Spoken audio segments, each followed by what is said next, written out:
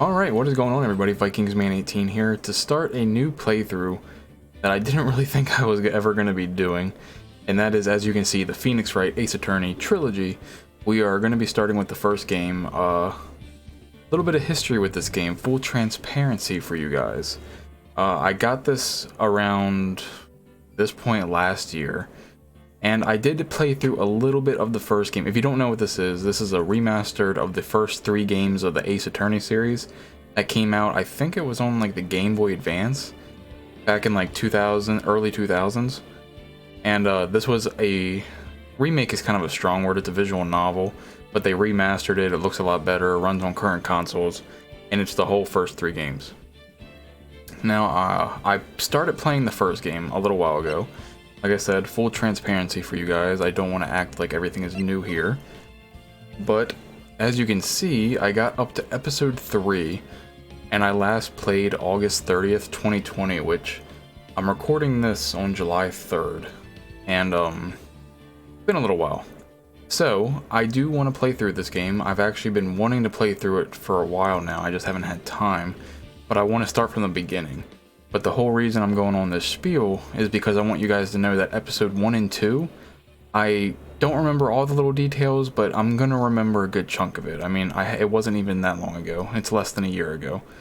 When it comes to when we get to episode 3, the Turnabout Samurai, I will know some stuff as well leading up to day 3, but episode 3, if I remember, is the first case you get in the game where you don't actually know who the killer is. So, we're not going to know anything going into it, which I'm perfectly fine with. But I wanted to say that, guys, for full transparency. I wanted to be honest. And first off, for those who don't know, Phoenix Wright Ace Attorney is a game where you actually play as a defense attorney, where you have to like find clues, find evidence, do a bunch of cross-examinations in court to try to win the case. And it's actually a really fun game. I really enjoyed the little bit that I played. And without further ado, let's just get started with a new game. We are, of course, gonna start with the 3rd game in the series, Trials and Tribulation. No, I was joking. Ace Attorney. Alright, so you can see here, I can go all the way up to episode 3. I don't have anything unlocked after that, but we're not gonna do that. So let's start with episode 1, the first turnabout. Yes.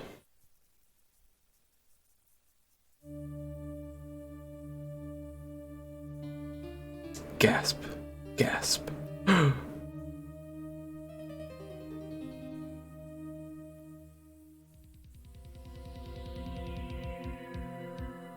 Damn it. Why me?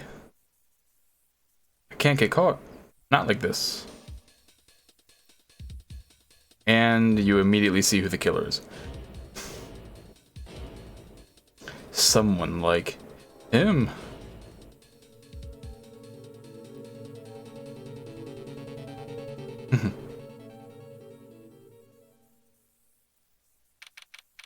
August 3rd, 9:47 a.m., District Court, Defendant Lobby Number 2. Boy, am I nervous. Right. Oh, hiya, Chief. Ooh, I'm glad I made it on time. Well, I have to say, Phoenix, I'm impressed. Not everyone takes on a murder trial right off the bat like this. It says a lot about you, and your client as well. Thanks? Actually, it's because I owe him a favor. A favor? You mean you knew the defendant before this case? Yes. Actually, I kinda owe my current job to him. He's one of the reasons I became an attorney. Well, that's news to me. I want to help him out any way I can. I just really want to help him. I owe him that much. It's over. My life, everything, it's all over. Is that your client screaming over there? Yeah, it's him. Death, despair. Oh. I'm gonna do it. I'm gonna die. It sounds like he wants to die. Yeah. Sigh. But, Nick. Hey there, Larry. Dude, I'm so guilty. Tell them I'm guilty. Give me the death sentence. I ain't afraid to die. What? What's wrong, Larry? Oh, it's all over. I'm finished. Finished. I can't live in a world without her. I can't. Who? Who took her away from me, Nick? Who did this? Oh, Nick, you gotta tell me. Who took my baby away? The person responsible for your girlfriend's death. The newspapers say it was you. My name is Phoenix Wright. By the way, guys, real quick before we get much further, hopefully you're watching this. If you are watching this, tell me if you prefer me to read this out loud or just kind of stay silent and read it in my head. And we'll go from there. But I'm gonna read it in this episode. Here's the story. My first case is a fairly simple one. A young woman was killed in her apartment. The guy they arrested was the unlucky sap dating her, Larry Butts. My best friend since grade school. Our school had a saying, when something smells, it's usually the butts. In the 23 years I've known him, it's usually been true. He has a knack for getting himself into trouble. One thing I can say though, it's usually not his fault, he just has terrible luck. But I know better than anyone that he's a good guy at heart. That and I owe him one, which is why I took the case to clear his name. And that's just what I'm gonna do. August 3rd, 10 a.m., District Court. Courtroom number 2. Court is now in session for the trial of Mr. Larry Butts. The prosecution is ready, Your Honor. The, defense is ready, Your Honor. Ahem. Mr. Wright, this is your first trial, is it not? Yes, Your Honor. I'm, a little nervous. Your conduct during this trial will decide the fate of your client. Murder is a serious charge. For your client's sake, I hope you can control your nerves. Thank you, Your Honor. Mr. Wright, given the circumstances, I think we should have a test to ascertain your readiness. Yes, Your Honor. Gulp. Hand shaking. Eyesight fading. Palm sweaty. What? The test will consist of a few simple questions. Answer them clearly and concisely. Please state the name of the defendant in this case. Larry Butts. The defendant? That's Larry Butts, Your Honor. Correct. Just keep your wits about you and you'll do fine. Next question. This is a murder trial. Tell me what's the victim's name. Ooh, I know this one. Glad I read the case report cover to cover so many times. It's... Wait. Uh-oh. No way. I forgot. I'm drawing a total blank here. Phoenix. Are you absolutely sure you're up to this? You don't even know the victim's name. Oh, the victim. Oh, of course I know the victim's name. I, just forgot. Temporarily. I think I feel a migraine coming on. Look, the victim's name is listed in the court record. Just press the R1 button to check it at any time, okay? Remember to check it often. Do it for me, please. I'm begging you. Mr. Wright, who is the victim in this case? Okay, so... Obviously, we can hit R1 to go to the court record, which will show us like all the evidence we have so far, all the people we know in the case, all that kind of stuff. I have an attorney badge. No one would believe I was a defense attorney if I didn't carry this. Cindy's autopsy report. Time of death, 7:31. To July 31st, 4 p.m. to 5 p.m. Cause of death, loss of blood due to blunt trauma. We can also hit R1 again to go to profiles, where we see the people. So it's cinder block, obviously. Cindy Stone. The victim's name is Cindy Stone. Correct. Now tell me, what was the cause of death? She died because she was hit with a blunt object. She was struck once by a blunt object. Correct. You've answered all my questions. I see no reason why we shouldn't proceed. You seem much more relaxed, Mr. Wright. Good for you. Thank you, Your Honor. Because I don't feel relaxed, that's for sure. Well then. First, a question for the prosecution, Mr. Payne. Yes, Your Honor. As Mr. Wright just told us, the victim was struck with a blunt object. Would you explain to the court just what that object was? The murder weapon was this statue of the thinker. It was found lying on the floor next to the victim. I see. The court accepts it into evidence. Okay, statue added to the court record. Statue in the shape of the thinker, it's rather heavy. Right. Be sure to pay attention to any evidence added during the trial. That evidence is the only ammunition you have in court. Use the R1 button to check the court record frequently. Boom. Mr. Payne, the prosecution may call its first witness. Real quick, guys, if you guys hear any loud banging, as I said, I'm recording this on July 3rd, Oh, it's the night before July 4th, the 4th of July, which, if you don't live in the United States, is the celebration of the day the Declaration of Independence was signed in the United States. So, it's a big firework holiday. So, if you hear fireworks, that's why. I apologize. My mic shouldn't pick it up, but just in case you hear it, or you see me jump like a little girl. So, the prosecution calls the defendant, Mr. Butts, to the stand. Chief, what do I do now? Pay attention. You don't want to miss any information that might help your client's case. You'll get your chance to respond to the prosecution later, so be ready. Let's just hope he doesn't say anything unfortunate. Good lord, the fireworks. Uh-oh, Larry gets excited easily. This could be bad. Ahem. Mr. Butts, is it not true that the victim had recently dumped you? Hey, watch it, buddy. We were great together. We were Romeo and Juliet, Cleopatra and Mark Antony. Didn't they all die? I wasn't dumped, she just wasn't taking my phone calls, or seeing me. Ever. What's it to you anyways? Mr. Butts, what you describe is generally what we mean by dumped. In fact, she had completely abandoned you, and was seeing other men. She had just returned from overseas with one of them the day before the murder. What do you mean, one of them? Lies. All of it. Lies. I don't believe a word of it. Your Honor, the victim's passport. According to this, she was in Paris until the day before she died. Okay. The victim apparently arrived home from Paris on July 30th, the day before the murder. Indeed, she appears to have returned the day before the murder. Dude, no way. The victim was a model, but did not have a large income. It appears that she had several sugar daddies. Daddies? Sugar? Yes, older men who gave her money and gifts. She took their money and used it to support her lifestyle. Dude! We can clearly see what kind of woman this Miss Stone was. Tell me, Mr. Butts, what do you think of her now? Right? I don't think you want him to answer that question. Yeah, Larry has a way of running his mouth in all the wrong directions. Should I? Wait and see what happens, stop him from answering. Stop him from answering. My client had no idea the victim was seeing other men. That question is irrelevant to this case. Oof. Dude, Nick, what do you mean irrelevant? That cheating she-dog. I'm gonna die. I'm just gonna drop dead. Yeah, and when I meet her in the afterlife, I'm gonna get to the bottom of this. Dude, these fireworks are so loud. Let's continue with the trial, shall we? I believe the accused's motives is clear to everyone. Yes, quite. Oh boy, this is so not looking good. Next question.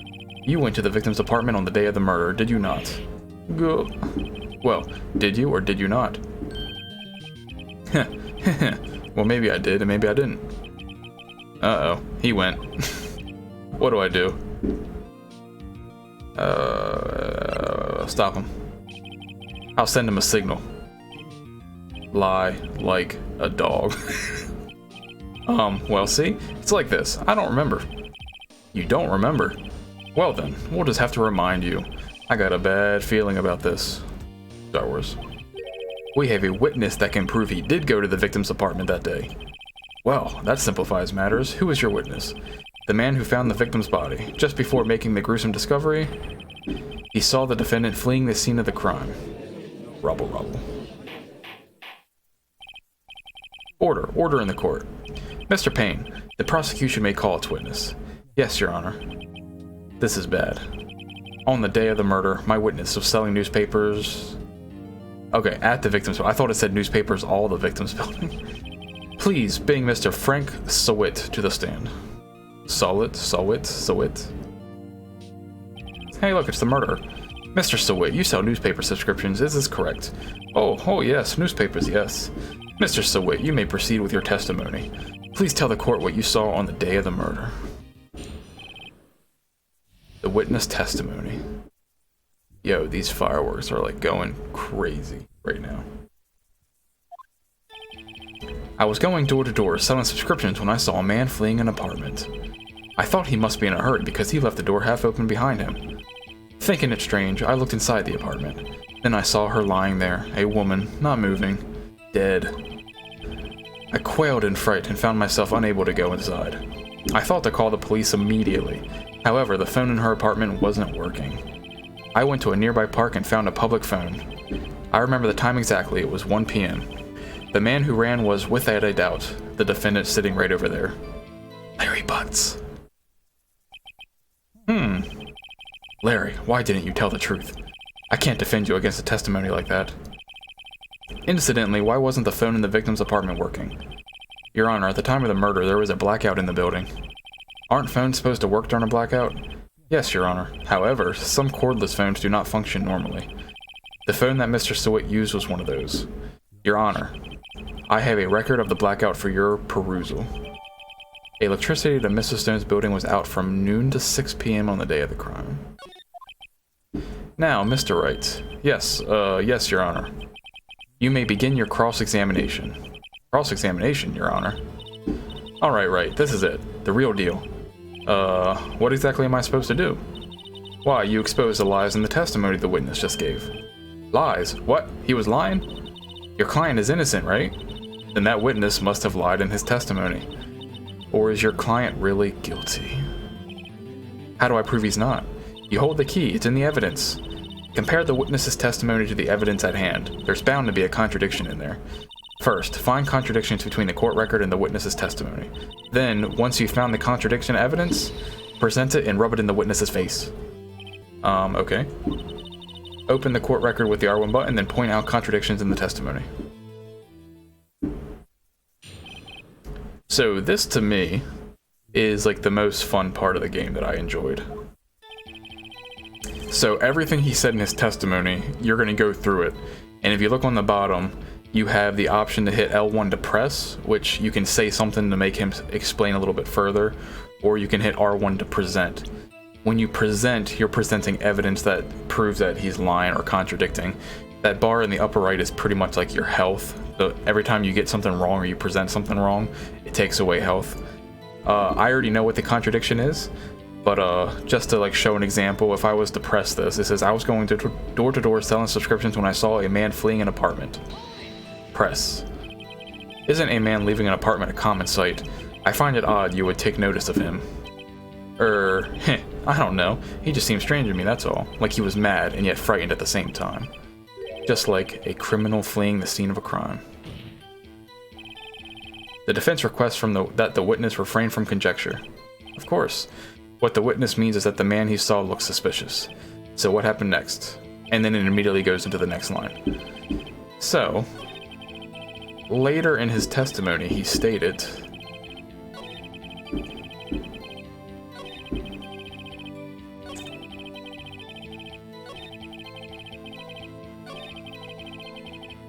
okay, so he is claiming that at 1 p.m. is exactly when he saw the murder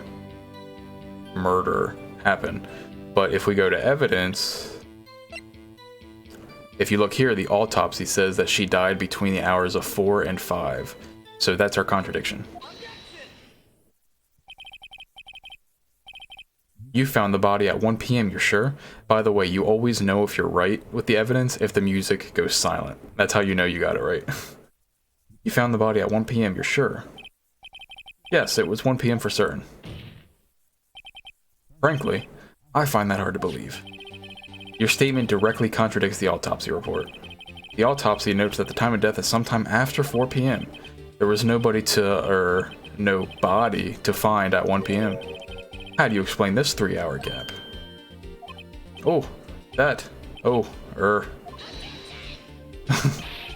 This is trivial. The witness merely forgot the time. After his testimony, I find that hard to believe. Mr. Sewitt, why were you so certain that you found the body at 1 p.m.? Gee, that's a really good question. Great job, Wright. Way to put him on the spot. That's all you have to do. Point out contradictions. Lies always beget more lies. See through one and their whole story falls apart. That's true. Wait, I remember now. Would you care to give your testimony again? Sure. So this happens too. It's they get to re-give their testimony every time you find a contradiction sometimes. It's actually quite funny. You see, when I found the body, I heard the time. There was a voice saying the time. It was probably coming from the television. Oh, but it was 3 hours off, wasn't it? I guess the victim must have been watching a video of a tape program. That's why I thought it was 1 p.m. Terribly sorry about the misunderstanding. I already found the contradiction. This first case is supposed to be really easy. It's pretty much like a tutorial. I see. You heard a voice saying the time on a tape program. Mr. Wright, you may cross-examine the witness. Right. You know what to do. I've got this one. Okay, so... You see, when I found the body, I heard the time. There was a voice saying the time. It was probably coming from the television. So, we do know that there was a blackout. Electricity to Mrs. Stone's building was out from noon to 6 p.m. on the day of the crime. So that's the contradiction right there. You can't hear a voice on the television if there was a blackout. There was no power. Hold it right there. The prosecution has said there was a blackout at the time of the discovery. And this record proves it. You couldn't have heard a television or a video. Gah! Well, The defense has a point. Do you have an explanation for this, Mr. Sawit? No, I find it quite puzzling myself. Quite. Yeah, wait. I remember now. Mr. Sawit, the court would prefer to hear an accurate testimony from the very beginning. These constant corrections are harming your credibility. That and you seem rather distraught.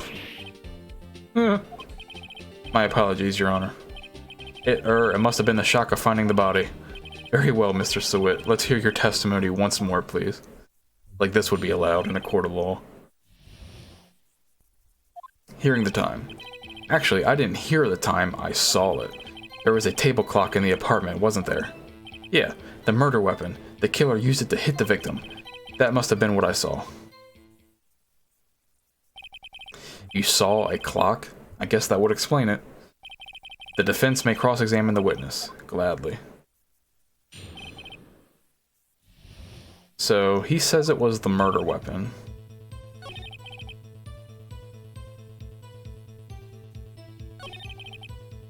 Yeah, so he's saying the murder weapon was a clock.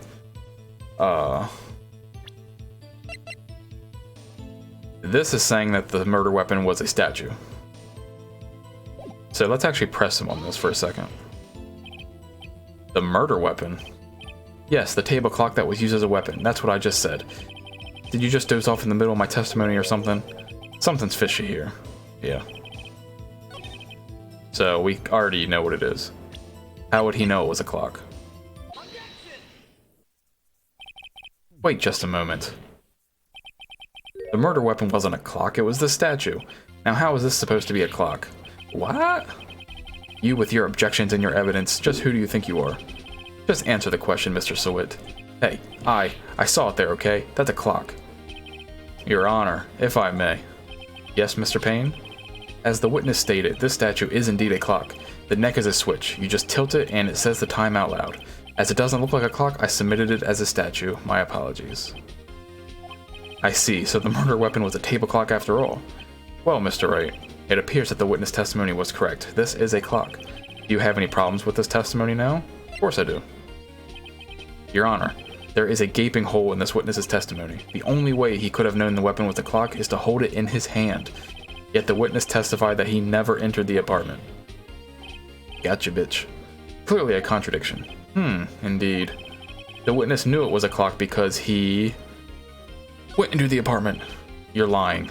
You were inside the apartment on the day of the murder. Oh yeah? Prove it. Prove I went in there. I'll do better than that. I can prove you were the one who killed her. You struck her with the clock and the shock of the blow triggered the clock's voice. That was the sound you heard. Yada yada yada. Order in the court. Intriguing. Please continue, Mr. Wright. Yes, Your Honor. Mr. Sawit, the sound must have left quite an impression on you. Understandable, since the murder weapon spoke just as you hit the victim. That voice was burned into your mind. That's why you were so certain about the time. What's the meaning of this? This is all baseless conjecture. Baseless? Just look at the witness's face. Would the witness care to elaborate? Did you strike the victim with the clock? That day, I never. Look, the clock, I heard, no, I mean, I saw. He just threw his toupee at him. Shut up, I hate you. It was him, I tell you. I saw him. He killed her and he should burn. Burn, give him death. Robble, robble. Order. Order in the court, I say. Your Honor, a moment, please. There isn't a shred of evidence supporting the defense's claims. Mr. Wright, Your Honor, you claim the sound the witness heard came from the clock. Do you have any evidence? The whole case is riding on this. I'd better think it through carefully. Your Honor, the sound Mr. Swift heard was definitely this clock. A fact which is clear if you simply try sounding the clock. Let's sound the clock now, here in this courtroom. Your Honor, may I have the clock? I ask the court to listen very carefully. I think it's 8:25. That certainly is a strange way to announce the time. Well, he is the thinker after all. So we've heard the clock. What are your conclusions, Mr. Wright? Mr. Payne, can you tell me what time it is right now? It is 11:25. Look. As you can see, this clock is exactly 3 hours slow. Precisely the discrepancy between what Mr. Swift heard and the actual time of death. So, Mr. Swift, try to talk your way out of this one. Ha, ha, ha. You forgot one thing. Uh-oh, what's he talking about now? While it may seem like that clock is running 3 hours slow, it proves nothing. How do you know it was running 3 hours slow on the day of the murder? If you can't prove that, you don't have a case. He's right. How am I going to prove that? Damn it, I was so close. Mr. Wright, it seems you lack the critical evidence to support your claim. Yes, Your Honor. This means I cannot let you indict the witness. Unfortunately, this ends the cross-examination of Mr. Frank Sewit. I come all the way down here to testify and look what happens. You treat me like a criminal. A criminal. You lawyers are all slime. Grr, I almost had him. Sorry, Larry, I failed you. There's nothing I can do about it now. Not so fast, Mr. Sewit. Chief. Listen up, Wright. Don't throw this one away, not like this. Think.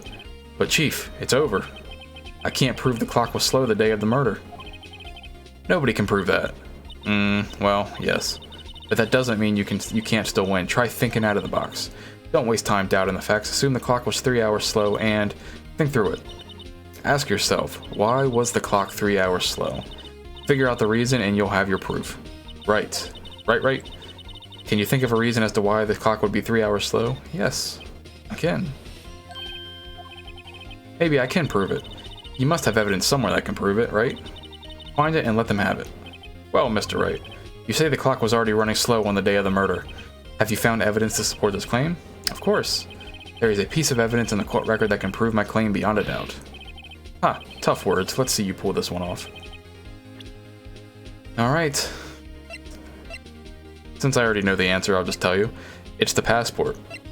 Because the victim arrived home from Paris on the day before the murder.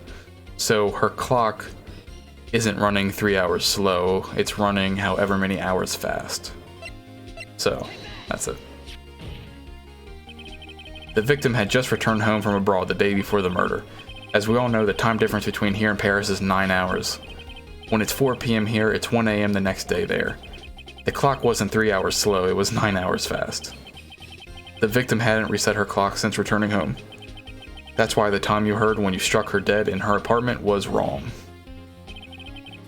Proof enough for you, Mr. Sewit, or should I say Mr. Did It?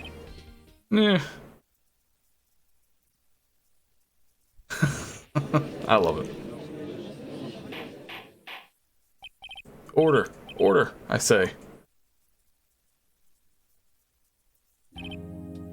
Well, this case has certainly turned out differently than we all expected.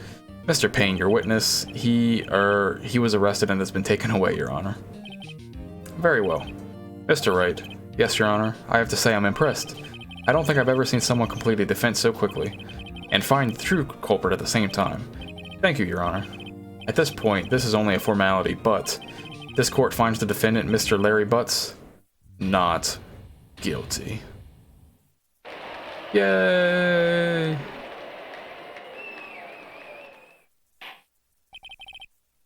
And with that, this court is adjourned. Well, that was a pretty easy first case, don't you think? It turns out that Frank Sewit was a common burglar. He posed as a newspaper salesman to check and see when people were out of the house. That day, when Larry went to her apartment, the victim wasn't home. After he left, Mr. Swit let himself in to do his dirty work. While he was searching her place, the victim returned. Flustered, Mr. Swit grabbed the nearest blunt object he could find and struck her dead.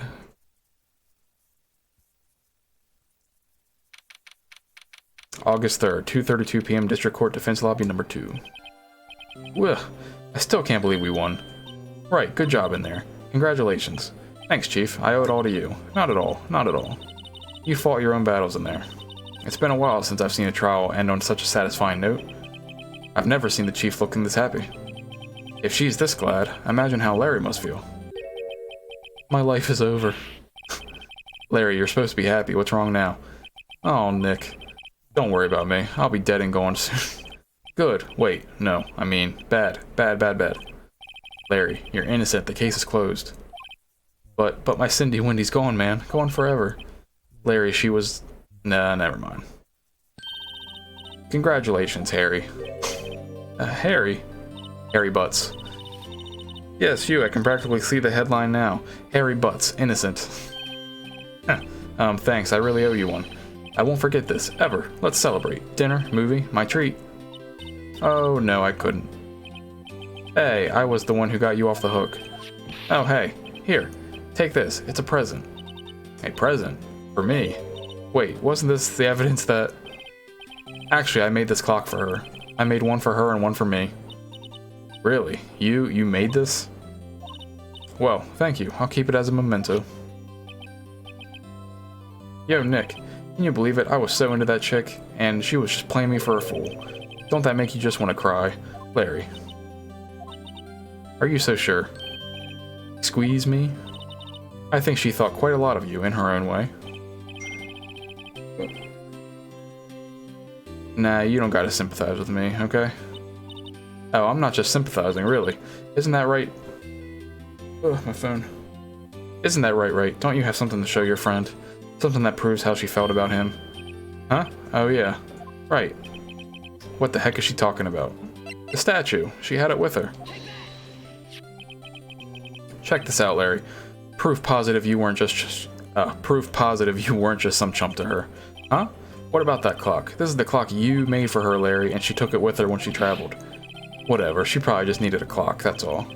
You think so? It's a pretty heavy clock to take traveling. Well, make of it what you will. Hey, Nick. I'm glad I asked you to be my lawyer. Really, I am, thanks. Hope that made him feel a little bit better. Right? I hope you see the importance of evidence now. Also, hopefully you realize things change depending on how you look at them. People too. We never really know if our clients are guilty or innocent. All we can do is believe in them.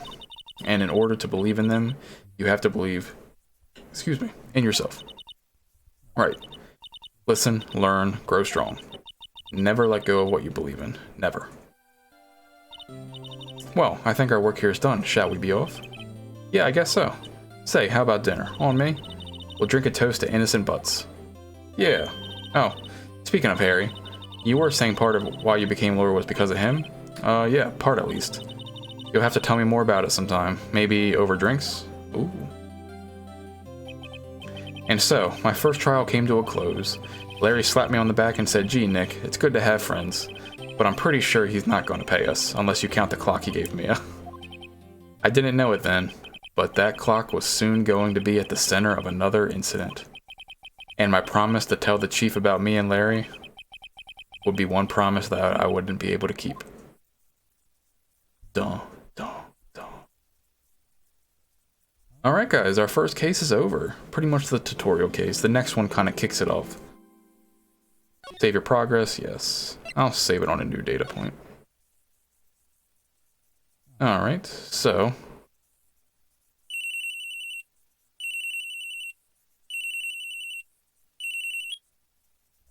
Alright, I'm actually going to stop that here.